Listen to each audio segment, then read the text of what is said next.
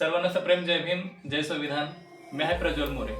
आज महाड क्रांती दिवस आहे. महाड सत्याग्रहाच्या 50व्या वर्षी ज्येष्ठ विचारवंत पॅन्थर लेखक जवी पवार यांनी कविता लिहिलेली होती. ते म्हणतात की तू निघालास तेव्हा काळोखात राज्य होतं, सूर्यफुलांनी पाठ फिरवली होती, मळ वाटेने जायचे नाकारलेस तेव्हा खास खळग्याने तुझे स्वागत केले. तू झालास परिस्थितीवर स्वार आणि घडवलास नवा इतिहास.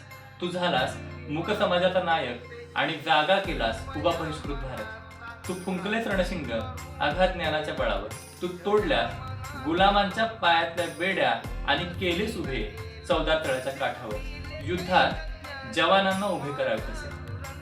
तुझे शब्द तसे की महाकाव्य तुझ्या पायाजवळ गळून पडावे. तुझा संघर्ष असा की काठ्यांच्या संगिनी व्हाव्यात. तुझ्या डरकाळीनं हादरला आकाश, डचमळली पृथ्वी आणि बघता बघता चौदार तळ्याला आग लागली. आज 50 वर्षांनी अनुभवतोय.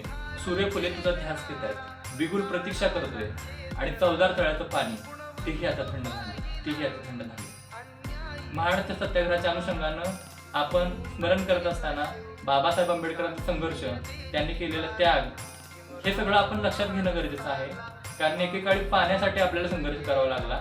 आज आपल्या घरामध्ये पाणी येते आणि ह्या पाण्याची आपण जाणीव ठेवून, बाबासाहेबांच्या उपकाराची जाणीव ठेवून आपण आपली वाटचाल ठरवली पाहिजे. बाबासाहेब सांगायचे की जो व्यक्ती इतिहास विसरतो तो व्यक्ती इतिहास कधीच घडू शकत नाही.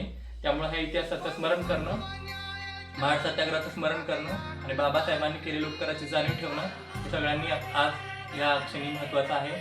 एवढंच सांगतो. महाड सत्याग्रह क्रांती दिनाच्या सदिच्छा. धन्यवाद. जय हिंद.